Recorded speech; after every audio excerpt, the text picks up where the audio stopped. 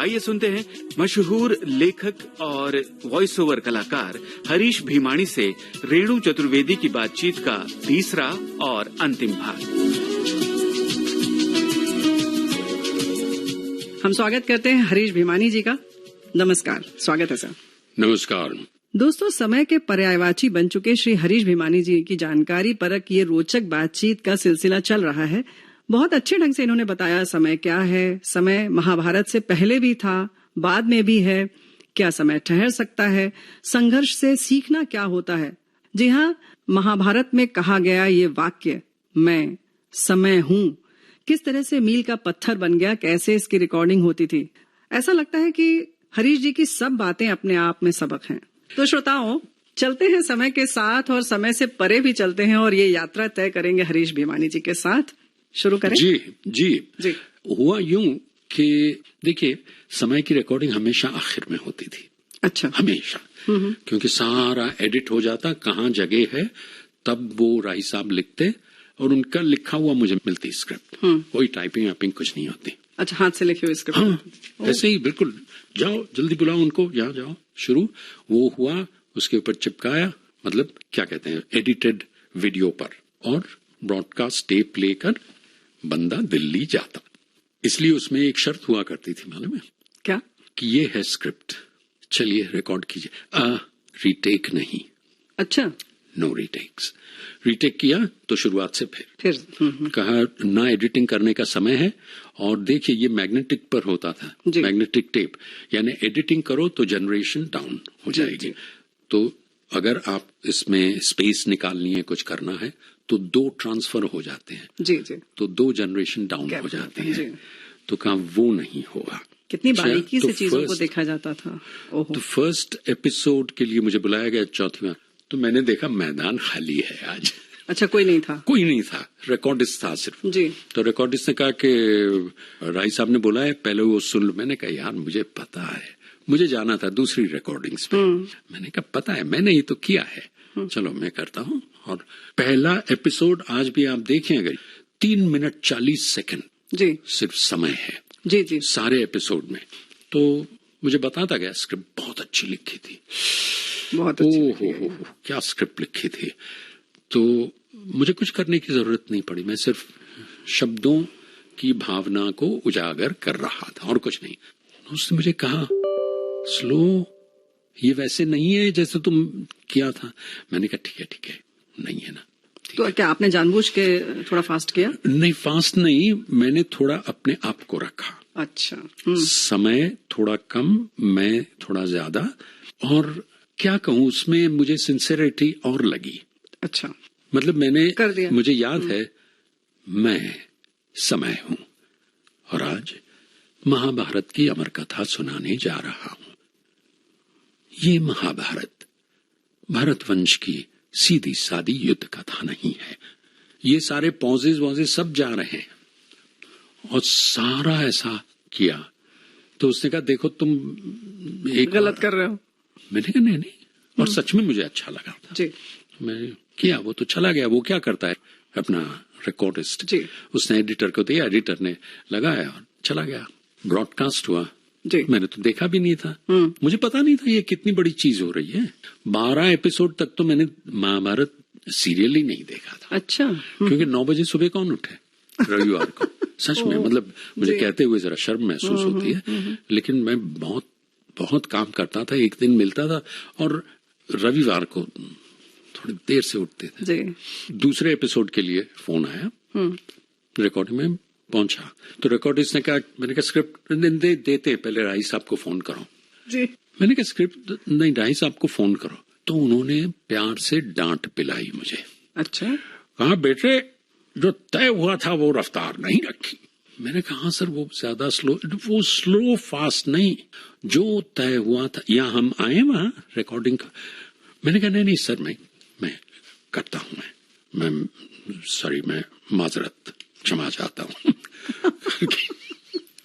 मतलब he was quite angry, मगर दिखाया नहीं जी, मगर डांट जरूर पिलाई, समझा दिया। तो मैंने, आप देखेंगे दूसरे एपिसोड से शुरू हुआ है, मैं समय हूं। और मैं कहना ये चाहता हूं कि मेरा निर्णय गलत था। जहां तक लोगों का सवाल है, अवाम का सवाल है, वो गलत था मेरा। तो आज भी जब मुझे डॉक्यूमेंट्री या ऐसा करना होता है ना, मैं महाभारत का पहला एपिसोड देखता हूँ कि वो मैं हूँ, वो उसमें वो मैं समय हूँ, वो समय नहीं आ रहा है। तो तब से ये अंदाज उसका रहा। बहुत ही क्या कहना चाहिए कि रसप्रद बात। खास जैसे आपने बीच में कहा कि एक एक छोटी चीज का कितना ध्यान रखा जाता। देखिए उन्होंने वॉइस को चूज कर लिया है, अब जाके करो, हाँ जरा थोड़ा स्लो, थोड़ा इस तरह से होता है। नहीं, यहाँ तो 3 दिग्गज पंडित वो कहते हैं कि नहीं, पहले हम तय करेंगे कि ये समय कैसा होगा। सो पिच, पेस और टोन ये तय करने के लिए 3 सेशंस हुए। कौन करता है?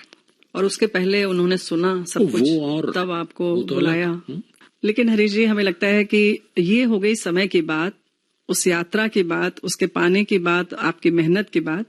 तो हरीश जी हमारे साथ हों और मैं समय की यात्रा की बात हो जाए और वो संवाद न हो, तो ऐसा तो नहीं हो सकता। श्रोता भी हमारे चाह रहे होंगे कि एक बार सामने से ये हो जाए। जी, मैं समय हूं और आज महाभारत की अमर कथा सुनाने जा रहा हूं। ये महाभारत केवल भरत वंश की कोई सीधी सादी युद्ध कथा नहीं है। ये कथा है भारतीय संस्कृति के उतार चढ़ाव की। ये कथा है सत्य और असत्य के महायुद्ध की। ये कथा है अंधेरे से जूझने वाले उजाले की। और ये कथा मेरे सिवा कोई दूसरा सुना भी नहीं सकता, क्योंकि मैंने इस कथा को इतिहास की तरह गुजरते हुए देखा है। इसका हर पात्र मेरा देखा हुआ है, इसकी हर घटना मेरे सामने घटी है। मैं ही दुर्योधन हूं, मैं ही अर्जुन और मैं ही कुरुक्षेत्र। क्योंकि महाभारत बनते बिगड़ते रिश्तों और रिश्तों के आधार और जीवन सागर को मथकर जीवन का सत्य काढ़ने की कहानी भी है। और ये लड़ाई हर युग को अपने अपने कुरुक्षेत्र में लड़नी पड़ती है, क्योंकि हर युग के सत्य को वर्तमान असत्य से जूझना पड़ता है। और जब तक मैं हूं, ये महायुद्ध चलता रहेगा और मेरा कोई अंत नहीं, क्योंकि मैं समय हूं। क्या बात है। जब आपका ये एक ध्येय वाक्य सा है कि काम जो है वो इबादत है, तो जाहिर है कि जब ऐसे लोग कुछ भी बोलते हैं अपने काम के बारे में, तो वो मंत्र बन जाता है। और हमें लगता है कि जो इस विधा में जाना चाहते हैं उसको अगर ले लें तो सफलता मिल ही जाएगी। तो हम इस पर बात करेंगे। उसके पहले हरीश जी अगर एक गीत सुन लें तो अच्छा रहेगा। हाँ जी, क्यों नहीं। ये समय तो बहुत पुराना है जी, आज का भी तो समय है। तो आज के समय का एक गीत हो जाए, पानी दा रंग वेख के। क्या बात है।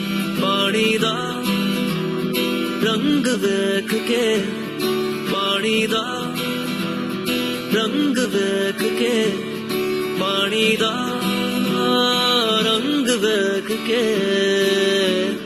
अखियां जो अंजूर उड़ दे, अखियां जो अंजूर उड़ दे।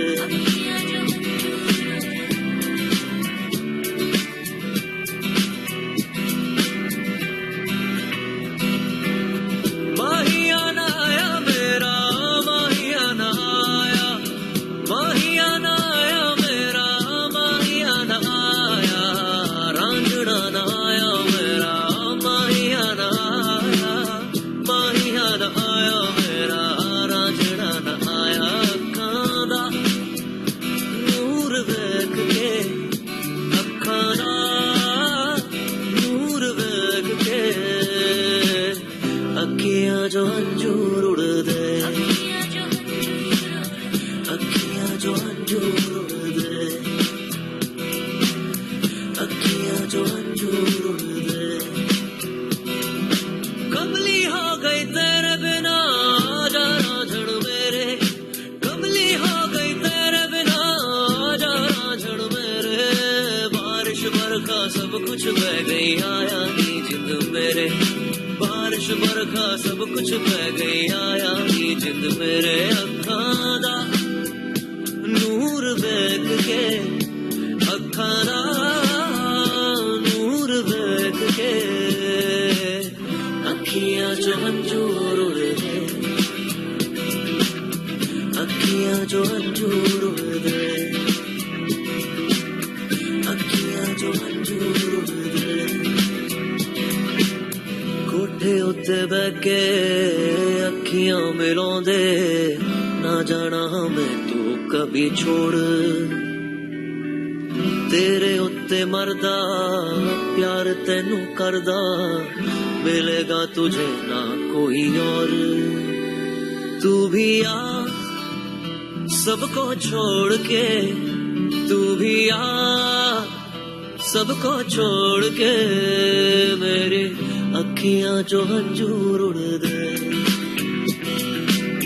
अखियां जो हंजूर उड़दे, पानी दा रंग वेख के, पानी दा रंग वेख के, पानी दा रंग वेख के, अखियां जो हंजूर उड़दे, अखियां जो हंजूर उड़दे। दोस्तों, हरीश भीमानी जी हाँ, आवाज के जादूगर हमारे साथ हैं। वैसे तो अगर बात करें तो सबसे पहले तो ये प्रश्न उठता है कि आम बोलचाल और व्यावसायिक तौर पर बोलने में क्या फर्क है? आप विश्वास नहीं करेंगी, यही सवाल मैंने अपनी पहली रिकॉर्डिंग जो करवा रहे थे जी, उन निर्देशक से, प्रोड्यूसर से मैंने पूछा था, क्योंकि मेरे ख्याल से मैं अच्छी रिकॉर्डिंग नहीं कर रहा था, लेकिन मुझे जिन्होंने भेजा था वो मार्केटिंग इंडस्ट्री के ऐसे दिग्गज थे कि वो ना नहीं कह पाए। फिर शायद ठीक ठाक उन्होंने निर्देशन अच्छा दिया। उन्होंने मुझे क्या निर्देशन दिया ये भी बता दूं। जी जरूर। वो एक फार्मास्यूटिकल कंपनी के बारे में थी, उनके जो उत्पाद होते हैं। तो माइक शुरू होते ही, यानी वो टेप शुरू करते तो मेरी आवाज में कुछ टेंशन आ जाती। यूं समझिए कि मैं यही पढ़ रहा हूं कि हाँ आपके ये ओके टेक रोलिंग, मैं समय हूं और आज महाभारत की अमर कथा सुनाने जा रहा हूं। ये महाभारत केवल भरतवंश की कोई सीधी सादी युद्ध कथा नहीं है।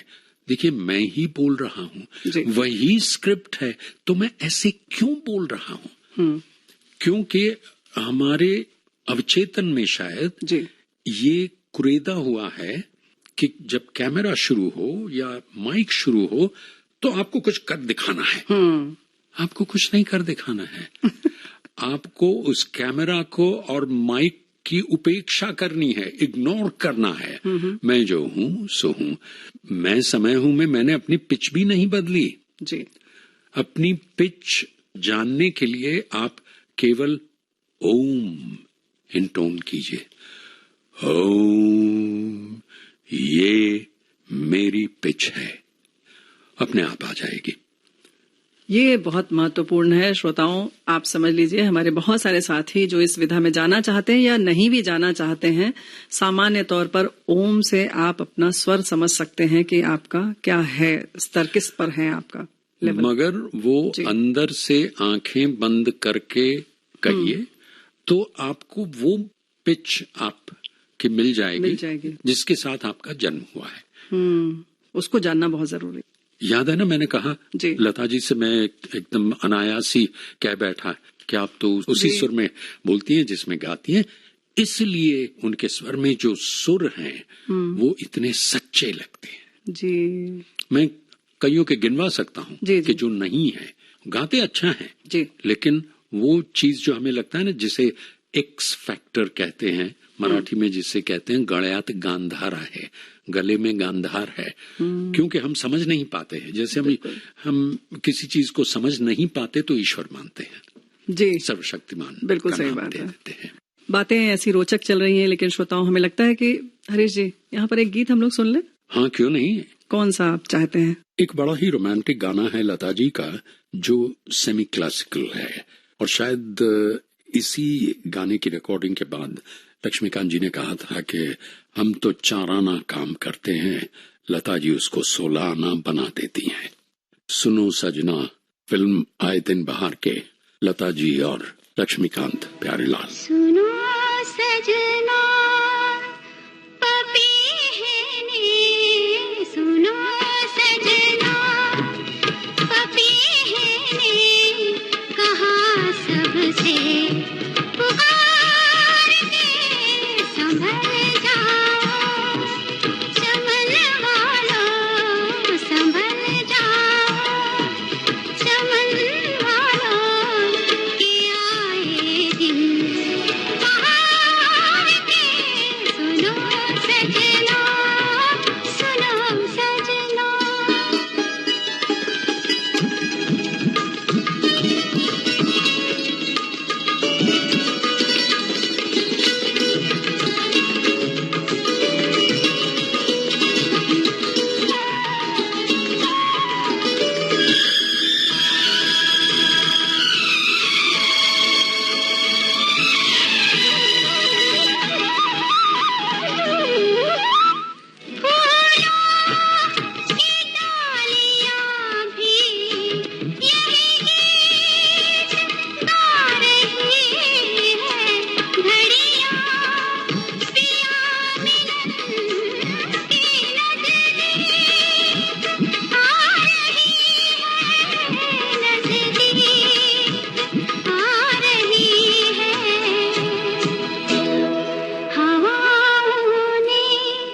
जो छेड़े हैं हवाओं ने, जो छेड़े हैं फसाने हैं, वो प्यार के संभल जाओ, चमन वालों के आए दिन बहार के, सुनो सजना, सुनो सजना।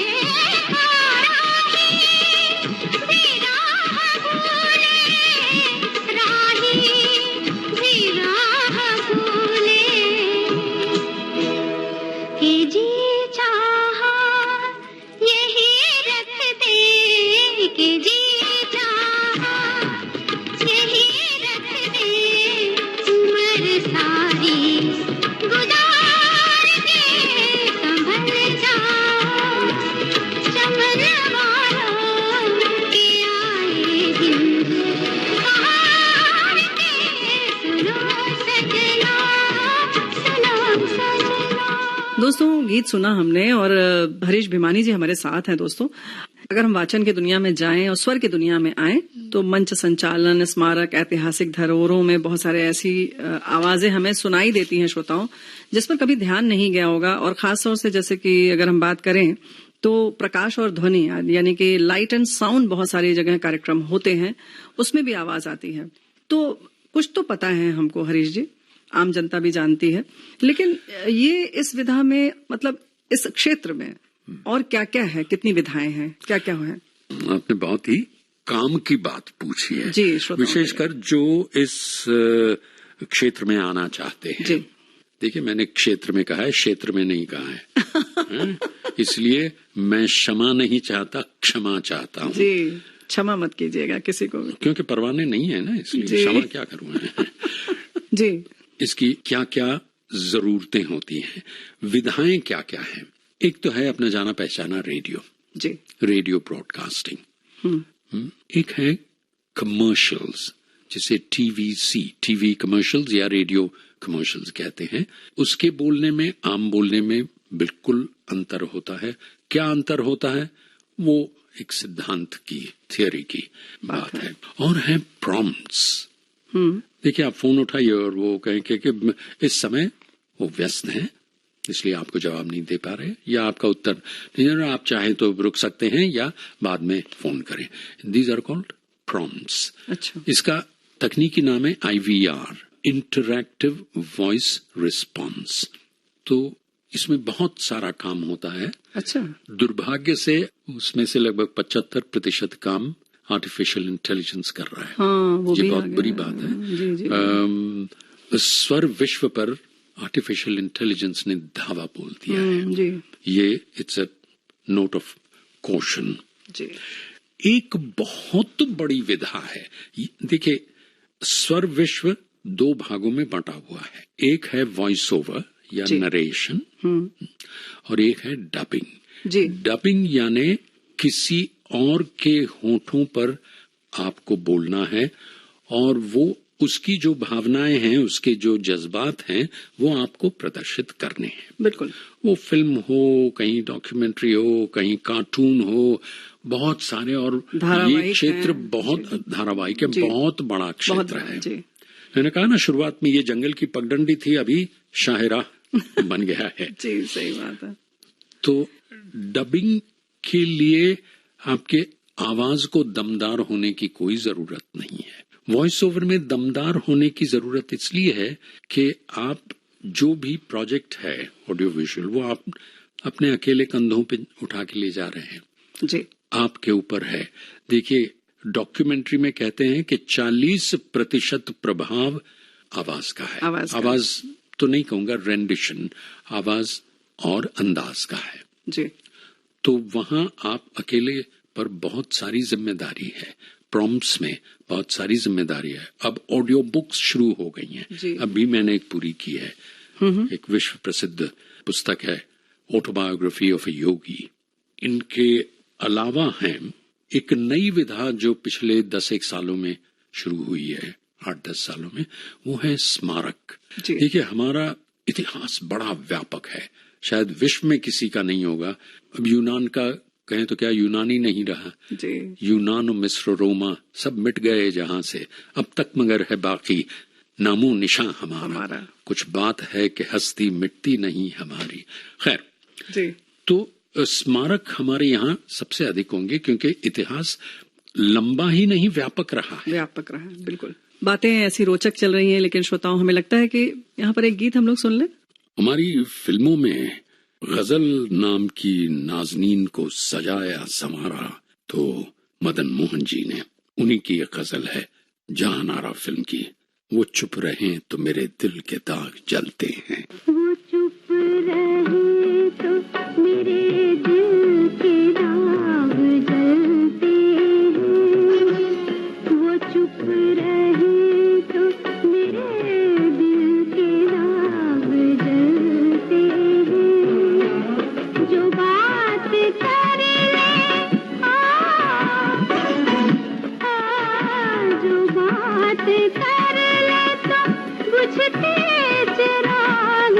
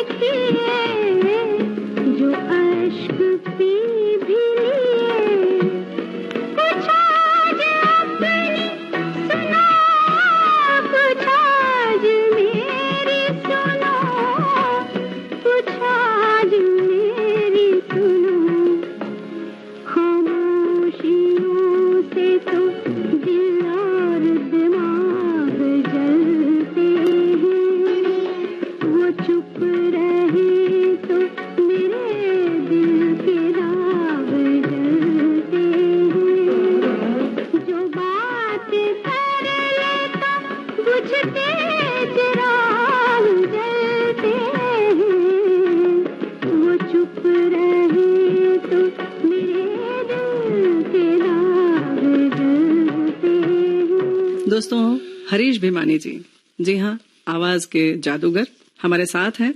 हरीश जी, जो आप बताना चाह रहे थे। अभी मैंने एक शुरुआती डॉक्यूमेंट्री की हरियाणा के लिए भी पिछले हफ्ते जी। वो डॉक्यूमेंट्री क्या थी कि हरियाणा में 40 स्मारक ढूंढे गए हैं। अच्छा। आर्कियोलॉजिकल सर्वे ऑफ इंडिया ने ढूंढे हैं। अब उसके ऊपर काम होगा। तो ये जो स्मारक हैं, जो लोग वहां देखने आते हैं, मैं अभी देखने गया था, विश्व का सबसे ऊंचा पुतला जो है द स्टैच्यू ऑफ यूनिटी जी, केवड़िया गुजरात में, सरदार वल्लभ भाई पटेल का जी। मैं सौभाग्यशाली हूं कि उस पर आवाज मेरी ही है जी। हाँ, आपकी आवाज। तो उसमें वो देखते हुए मैं तो बहुत कुछ सीख रहा था कि मैंने सही सोच के ये रफ्तार और ये एक्सप्रेशन रखे थे, क्योंकि वहां 1500-2000 लोग बैठे हैं, उन्हें एक बार में समझाना है, जो भी समझाना है, साथ में एंटरटेन करना है। तो इसका लेखन और इसका रेंडिशन, इसका स्वर निरूपण काफी अलग होता है। लेखन भी आपने किया? नहीं, लेखन मैंने नहीं किया था। स्वर निरूपण आपका था। ये इतने बड़े प्रोजेक्ट्स होते हैं कि उसमें सारे स्पेशलाइजेशन है। अभी मैं एक बहुत ही रोचक प्रोजेक्ट कर रहा हूँ, जहाँ कुरुक्षेत्र का युद्ध हुआ था, उस मैदान में 110 एकड़ का मैदान है जी। वहाँ 27 इंस्टॉलेशंस हो रहे हैं। क्या बात है। वहाँ मतलब कण्व ऋषि का आश्रम भी एक जगह बनाया जा रहा है, जहाँ शकुंतला बड़ी हुई। शकुंतला, दुष्यंत जिनका बेटा भरत, जिससे नाम मिला भारत जी। फिर अभिमन्यु का चक्रव्यूह, फिर जहाँ पहला गीता का उपदेश देना शुरू किया, वो वट वृक्ष, ये सारे बनाए जा रहे हैं। क्या बात है। अब इतने स्मारक किस देश के पास हो सकते हैं? 27 में से अभी कुछ 11 हुए हैं, मैंने रिकॉर्ड किए हैं। तो ये रिकॉर्डिंग होती बहुत दिलचस्प है, लेकिन जरा मुश्किल भी होती है। आप अपनी आवाज को दुरुस्त रखने के लिए क्या करते हैं? 2-3 चीजें हैं। एक तो ये कि अपनी पत्नी को खुश रखने के लिए मैं हर रोज आई लव यू नहीं कहता, यानी कि बहुत ज्यादा ध्यान मत दीजिए, वरना आप सेल्फ कॉन्शियस हो जाएंगे। मैं ऐसे 2 नाम दे सकता हूँ कि जो कहते हैं कि नहीं मेरी आवाज बहुत संभालनी पड़ेगी, ये बहुत कीमती है, तो आवाज का लोच कम हो जाता है। आवाज पे ज्यादा ध्यान न दें जब तक के आवाज में कोई खराबी न हो, यानी कि अगर तबीयत खराब है लैरिंग्स की, आवाज की, तब तो आपको बहुत ध्यान रखना पड़ेगा जी। वरना ये नहीं कि भाई ठंडा खा ही नहीं सकते, आइसक्रीम का तो स्वाद ही मैं भूल गया, ऐसा बिल्कुल नहीं है। बल्कि इससे गले को लोच मिलता है, तीखा हो, तला हुआ हो, कुछ भी ज्यादती तो मत ही कीजिए।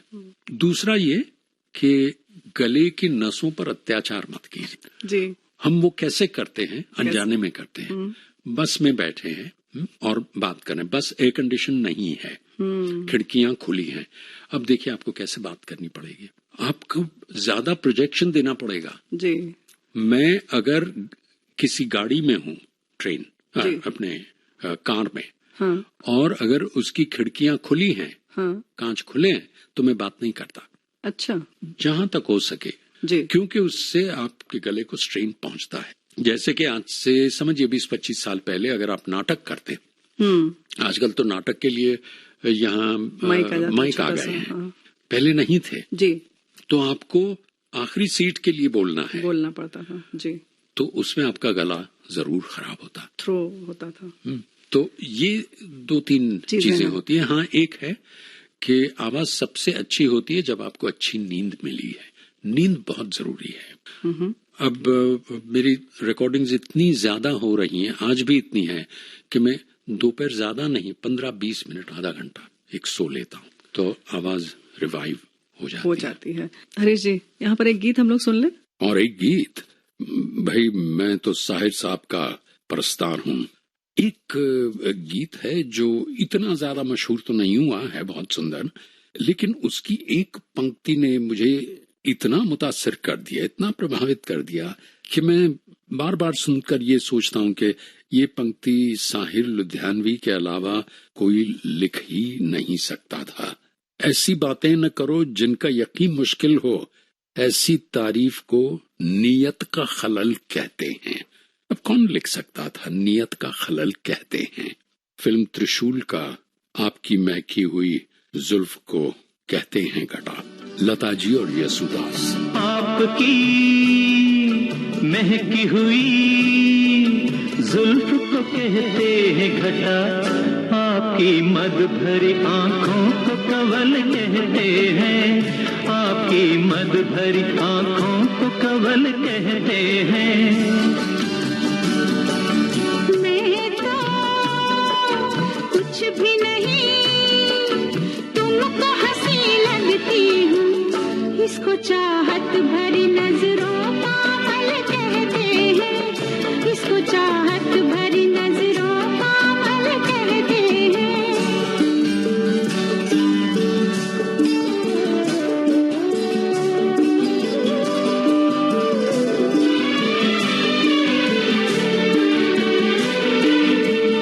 एक हम ही नहीं सब देखने वाले तुमको संगे मर पे लिखी शोख गजल कहते हैं, संगे मर पे लिखी शोख गजल कहते हैं। ऐसी बातें न करो जिनका यकीन मुश्किल हो, ऐसी तारीफ को नियत का खलल कहते हैं, ऐसी तारीफ को नियत का खलल कहते हैं। आपकी मद भरी आंखों को कवल कहते हैं, इसको चाहत भरी नजरों का अमल कहते हैं।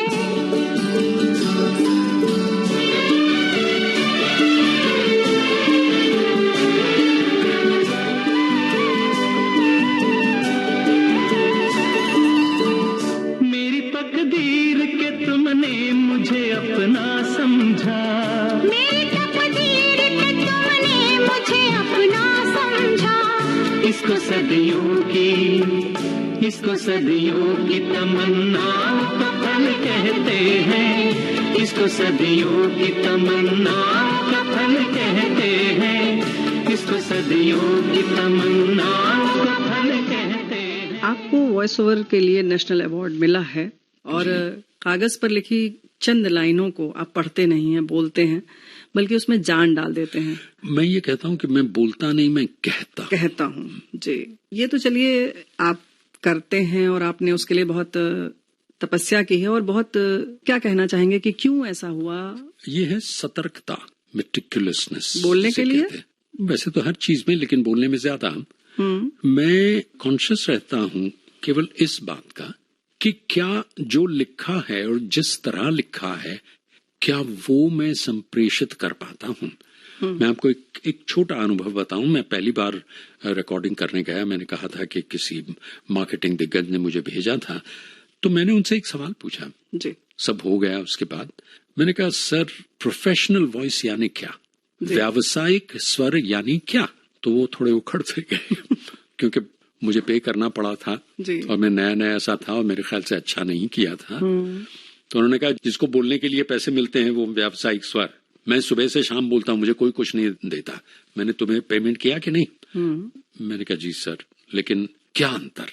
तो कहा, देखो उसमें अंतर ये है कि तुम्हारे सामने कुछ लिखा हुआ आया है और तुम वो शब्द पढ़ते हो। कोई भी पढ़ सकता है। किसी की आवाज अच्छी है तो कहते हैं कि हाँ ये सुनना जरा अच्छा लगता है जी। लेकिन अच्छा वो होता है जो सिर्फ शब्द नहीं पढ़ता। उन्होंने कहा था, डोंट जस्ट रीड वर्ड्स और lines, read between the lines. यानी कि शब्दों को ही नहीं, उस कथन के भावार्थ को उजागर करो। और फिर एक ही वाक्य में समझा दिया कि जो तुम्हें स्क्रिप्ट दी गई है कागज पे, उसमें तुम वैल्यू ऐड करो। You add value when you speak, तब तो वो तुम्हारी कोई उपलब्धि है, वरना नहीं है। तो एक ही स्क्रिप्ट जब दो अलग अलग लोग पढ़ते हैं तो उसके अंदाज में कहीं कहीं फर्क आता है। तो मुझे हर बार ये लगता है अभी भी कि मैं कर रहा हूं, कर पाऊंगा, कर रहा हूं, और केवल मैं वो देखता हूँ। अभी मैंने एक फिल्म की है, बंगाल 1947 जी। और मैं देखने गया था बहुत डरते हुए कि कैसा होगा, क्या होगा। शुरुआत से अंत तक है उसमें सूत्र संचालन, उसका मतलब स्वर सूत्र है, सबसे लंबा है उसमें। आप काफी लंबा है जी। तो उसकी क्लाइमैक्स आते आते वो मुझे कोई 3, 4, 5 बार करना पड़ा। मतलब उसमें चेंजेस आए, उन्होंने कहा ये नहीं, ये शब्द नहीं, अब सेंसर ने ये कहा ये नहीं, तो 4-5 बार हुआ। तो मेरा जो रिकॉर्डिस्ट था तो उसने कहा ये क्या बार बार एक बार नहीं कहते, इस तरह से करते हैं।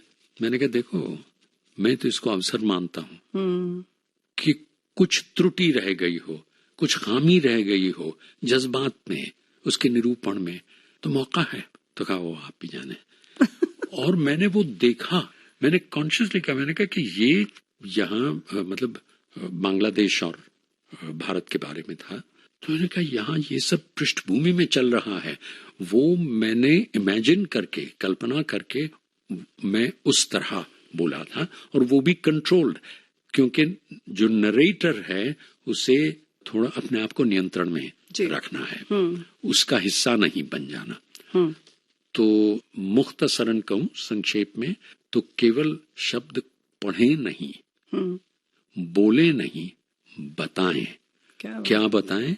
जो लेखक ने कहने की कोशिश की है। बहुत खूब। कितने वर्षों का आपका अनुभव है इस इंडस्ट्री में, या जो वॉइसिंग की बात आप कर रहे हैं? 47 वर्षों का अनुभव, और करीब 27,500 रिकॉर्डिंग्स करने वाले व्यक्ति जो हैं हमारे साथ बैठे हुए हरीश भिमानी जी। श्रोताओं, हम उन दोस्तों के लिए कह रहे हैं जो इस दुनिया में आना चाहते हैं, और आज भी अभी जिस फिल्म की आपने चर्चा की और उसके लिए आपने जितनी बार रिकॉर्डिंग करवाई गई, रीटेक हुआ, उसको भी आपने एक अवसर माना। ये हम सब के लिए बहुत बड़ा सबक है, बहुत बड़ी बात है।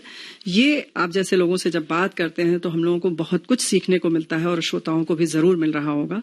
ये बहुत बड़ी बात है सर। तो हम इस पर बात करेंगे, उसके पहले हरीश जी अगर एक गीत सुन लें तो अच्छा रहेगा। हाँ जी, क्यों नहीं। कौन सा आप चाहते हैं?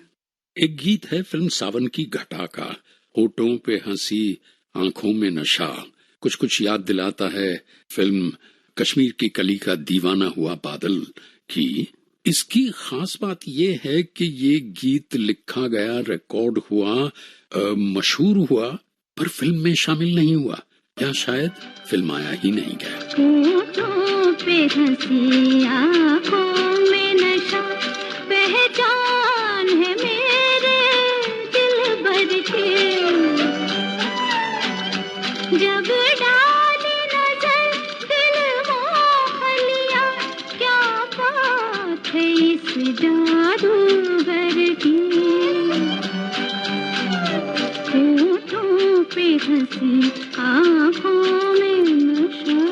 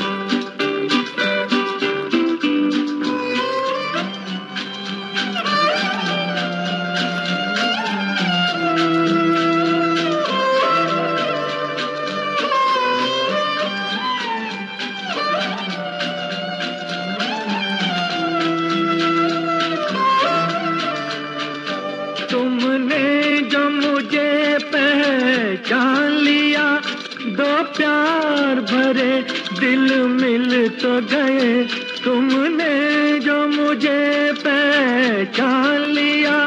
दो प्यार भरे दिल मिल तो गए, माना के बहुत मुश्किल से मिले, फिर भी अपनी मंजिल से मिले। माना के बहुत मुश्किल से मिले, फिर भी अपनी मंजिल से मिले। है दिल को मेरे तेरी ही लगन, ऐ रूह चमन ये तेरा बदन, तस्वीर है संगे मरमर की। होठों पे हंसी आँखों में नशा, पहचान है मेरे दिलबर की। जब डाली नजर दिल मोह लिया, क्या बात है इस जादूगर की। होठों पे हंसी आँखों में। आमतौर पर लोग बोलने में क्या गलती करते हैं हमारे देश में, खास तौर से क्या ध्यान नहीं देते या क्या वजह है इसकी, क्या लगता है आपको?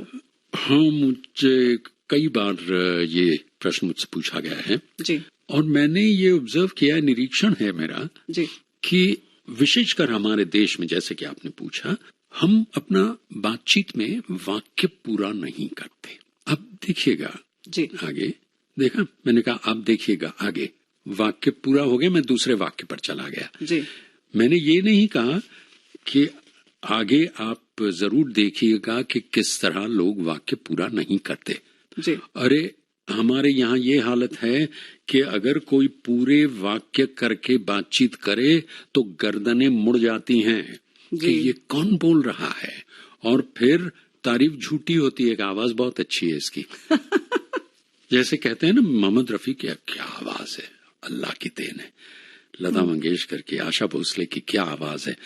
वो आवाज नहीं है केवल, आवाज और उसका उपयोग ऐसा है जो वो प्रभाव पैदा करता है जो आपको सम्मोहित कर देता है। जैसे उच्चारण के बारे में कहा जाता है, और जो बिल्कुल सच है, कि सही उच्चारण, शुद्ध उच्चारण ध्यान आकर्षित करता है जी, और सकारात्मक ध्यान आकर्षित करता है। अब उच्चारण कैसे सुधारना, यह और बात है। कैसे? देखिए, जहां तक हिंदी का सवाल है जी, या किसी और भारतीय भाषा का सवाल है, मैं एक सिद्धांत मानता हूं कि मेरी मातृभाषा, आपकी मातृभाषा, किसी और की मातृभाषा है संस्कृत। जी, ठीक है, कोई पंजाबी है, बिल्कुल, कोई बिल्कुल। गुजराती है, बंगाली है, जैसे बंगला संस्कृत के और नजदीक है, बहुत नजदीक है। जी, हिंदी है। तो अगर आप संस्कृत का एक श्लोक, कितना एक हफ्ते में, अगर आप वॉइस ओवर आर्टिस्ट बनना चाहते हैं, आसान नहीं है एक हफ्ते में संस्कृत के एक श्लोक का सही उच्चारण कर पाना, सही उच्चारण सही रिदम के साथ, तो आपका किसी भी भाषा में सही होगा। जहां तक हमारे लिए उर्दू का सवाल है, क्योंकि हमारी हिंदुस्तानी में बहुत सारे उर्दू अल्फाज हैं, तो उसका पहला रास्ता तो ये है कि आप उर्दू पढ़ना सीखिए। मुश्किल नहीं है। जी, बिल्कुल। जहां तक अंग्रेजी का सवाल है, अंग्रेजी में एक अच्छी बात यह है कि उसका उच्चारण विज्ञान एक बनाया हुआ विषय है, उसको कहते हैं फोनेटिक्स, और उसमें रूल्स हैं, उसमें डिक्शनरीज हैं, उसमें शब्दकोश हैं। इंग्लिश प्रोनाउंसिंग डिक्शनरी एक ऐसी डिक्शनरी है जिसमें शब्दों के अर्थ हैं ही नहीं, जी, केवल उच्चारण है, और वो उच्चारण क्या है वो जानने के लिए आपको एक अलग 12 खड़ी सीखनी पड़ेगी, जी, जिसको 1 दिन लगता है, 2 दिन लगते हैं। मैं 1 घंटे में सीखा था। मुझे तो बहुत ही आसान लगा था, जी, लेकिन उसका प्रशिक्षण लेने के बाद आप जानबूझकर गलत उच्चारण कर नहीं सकते। इतना ही नहीं, अगर आपका उच्चारण गलत हो रहा है तो आपको कुछ लगेगा कि कुछ मैं गलती कर रहा हूं। तो उच्चारण शुद्धि बिल्कुल ही संभव है, जी, काम करना पड़ेगा। आपको अपनी आवाज से कितना प्यार है? मेरा ऐसा ख्याल है कि जब अपनी आवाज के साथ या अपने मुख्य संसाधन के साथ किसी और क्षेत्र में प्यार हो जाए, इंग्लिश में कहते हैं if you are in love with your own voice you are going towards your end, वो खतरे की निशानी है। नहीं, मुझे ऐसा कुछ मतलब अच्छी ऐसी कोई नहीं लगती आवाज। आपको बराबर प्रतिदिन हमें लगता है निखार और चाहते हैं कि ये और बेहतर कर सकता था, ये वो तो खैर है ही, लेकिन नहीं, कुछ कुछ हैं जो सुननी अच्छी लगती हैं। जैसे मैंने लैंडमार्क रिकॉर्डिंग्स कहें तो मैंने एक संस्कृत में डॉक्यूमेंट्री की है। अच्छा। और एक जर्मन फिल्म मेकर ने बनाई। मैंने संस्कृत में रिकॉर्डिंग्स बहुत की हैं, कोई 37 तो सिर्फ एल्बम्स की हैं, म्यूजिक एल्बम्स होती ना, गायत्री, महामृत्युंजय मंत्र, गणेश, लक्ष्मी नारायण, बहुत सारे। आप गा भी लेते हैं? नहीं, उनके इंट्रोडक्शन किए हैं मैंने, उनके परिचय। नहीं, हमको लगा कि अगर आप गाते हो तो एक गाना सुनाएंगे आप कुछ। मैं कई सुनाता हूँ, मुझे बहुत लोगों ने ऐसा कहा है, तो मैंने एक बार स्टेज से कहा जी, मतलब अब लता जी जरा खुश हुई होंगी, मैंने जाके कहा। और कुछ ऐसे मंच थे जी कि वहां आवाज ऐसे निखर के आती है, जैसे सिडनी ओपेरा हाउस, वहां किया है हमने। अरे वहां तो माइक छोड़ने को मन नहीं करता। अच्छा। तो उन्होंने कहा कि हरीश जी आप गाते क्यों नहीं, इससे बड़ा कॉम्प्लीमेंट नहीं हो। मैंने कहा नहीं, मैं बिल्कुल सुर नहीं है, मैं बोलता सुर में हूँ, ये मुझे पता है, और वही सुर लेके चलता हूँ। तो फिर एकदम से मुझे किसी ने बुलाया, अरे स्टेज पर जाना है तुम्हें, तो मुझे कुछ सूझा नहीं। तो मैंने, ये सच बात है, दुबई में हुआ था जी, तो मैंने कहा मुझसे कुछ अच्छे लोग ऐसा कहते हैं कि आपकी आवाज इतनी अच्छी है, आप गाते क्यों नहीं। तो मैंने कहा मैं क्यों गाऊं, जब मेरे 2 वाक्य कहने पर देश के बड़े से बड़े गायक गा सकते हैं, तो मैं क्यों गाऊं। क्या बात है। तो हरीश जी बातें तो ऐसी चल रही हैं, और श्रोताओं हमें लगता है कि यहाँ पर एक गीत हम लोग सुन लें। चलिए, गाना नहीं, एक घटना सुनाता हूँ। एक्चुअली ये शब्द मेरे नहीं, मन्ना दा के हैं। जब इसी गाने का जिक्र उनके साथ हुआ था तो उन्होंने कहा, अरे हरीश ये गान नहीं है, ये तो एक घटना है। और ये बाबा किशोर के साथ रिकॉर्डिंग करना वो बहुत मुश्किल है, और रिकॉर्डिंग के साथ साथ पता नहीं क्या षड्यंत्र करता रहता है। एक टेक में एक गाएगा, दूसरा टेक में दूसरा गाएगा, बाकी सब बदल देगा, फिर बोलेगा ये रिकॉर्डिंग नहीं चली, दोबारा रिकॉर्डिंग करेगा। अरे ये जो गाना है ना, एक चतुर नार करके सिंगार, उसको 10 साढ़े 10 घंटा लग गया था रिकॉर्ड करते हुए। लेकिन आहा, किशोर कमाल का आर्टिस्ट। और मैंने कहा आप मन्ना दा, आप जैसा कौन। तेरे ले लो, तेरे ले लो, तेरे ले लो, तेरे लो, तेरे लो, तेरे ले लो। एक चतुर नार करके सिंगार, एक चतुर नार करके सिंगार, मेरे मन के द्वार ये घुसत जात, हम मरत जात। अरे चतुर नार करके सिंगार, परसा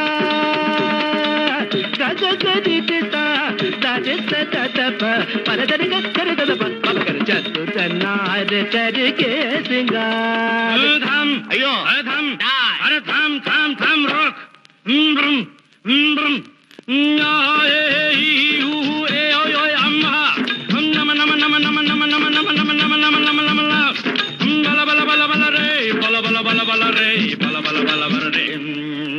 एक चतुर नार बड़ी होशियार, एक चतुर नार बड़ी होशियार, अपने ही जाल में हंसत जात, हम हंसत जात। अरे एक चतुर नार बड़ी होशियार।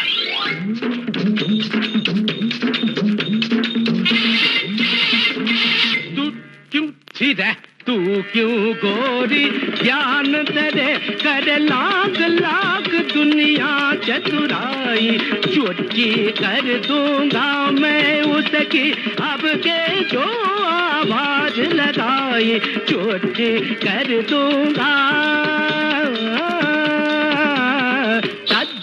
taka jam taka nam taka ram tatit tangkiri takiri takta jam taka jam taka nam taka ram tatit tangkiri takiri takta tadi tadala tadjanu tadanu tadjini tadini tadjanu takita tarita danata danuta dinita takiri tam tam takiri tam ke botan chir bi chakkar thad ke botan chir bi chakkar thad pot kuch ke kuch ka thad kuch ke kuch ka chit ke torar man mat ka सब चले गए चितागुड़ चितेंगे चितगुड़ कैसे कुछ का हाय हाय जा रे खागा का क्यों शोर मचाए उस नारी का दासन बन जो राह चलत को राह भुलाए काला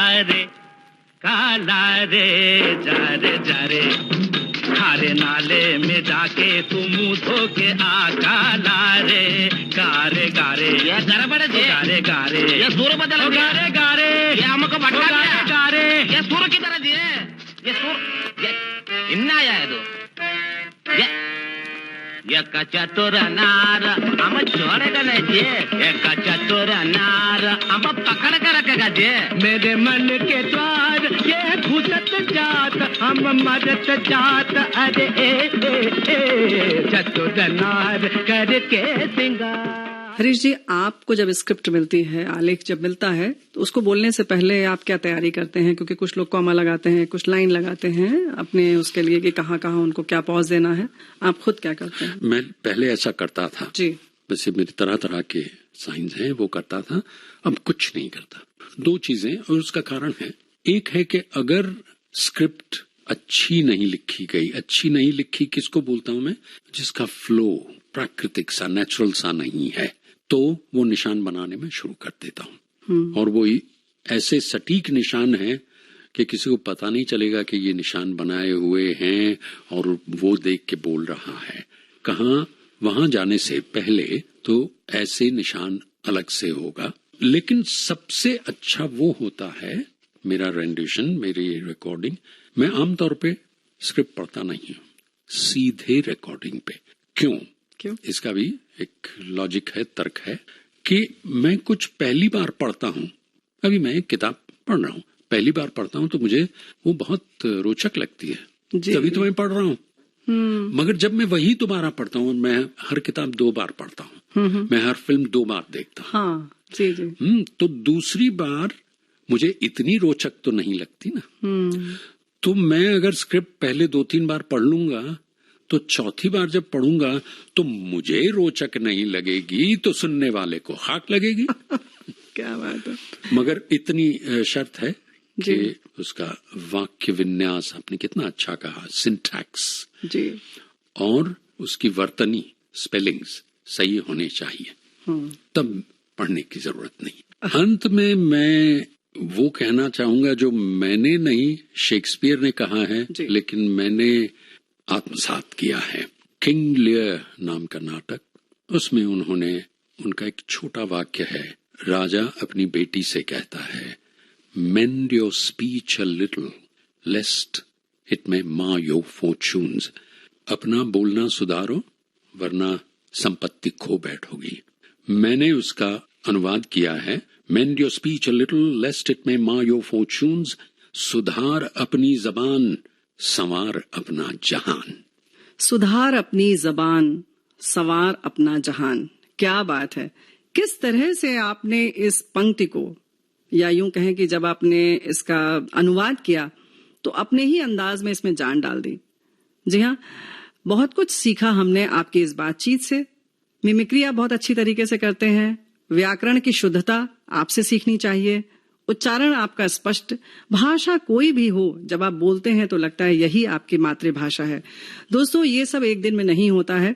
हरीश जी की जितनी बातचीत है और जो ये काम करते हैं, वो किस तरह से एक सिस्टम के तहत करते हैं, और आज भी किसी भी बातचीत के लिए या किसी भी रिकॉर्डिंग के लिए बहुत मेहनत करते हैं, होमवर्क करते हैं। जी हाँ, होमवर्क का कितना महत्व है, अभ्यास का क्या महत्व है, ये सब हम सब के लिए सीखने वाली बात है। एक मकाम पर पहुंचने के बाद ऐसा लगता है कि हम किसी भी काम को बहुत अच्छे से अंजाम दे सकते हैं, लेकिन ऐसा नहीं है। हरीश जी से बातचीत करने के समय हम आपको बताएं, व्यक्तिगत तौर पर मैंने भी बहुत कुछ सीखा। और तभी कोई बात एक चरम तक पहुंच पाती है, एक सफल चीज बनकर निकलती है।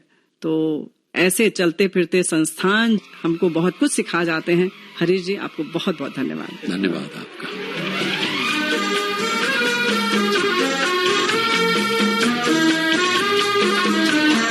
आप सुन रहे थे सुप्रसिद्ध लेखक एवं वॉइस ओवर कलाकार हरीश भीमाणी से रेणु चतुर्वेदी की बातचीत का तीसरा और अंतिम भाग। रिकॉर्डिंग इंजीनियर भावना सिंधल, प्रस्तुतकर्ता जुबैर खान। यादों का सिलसिला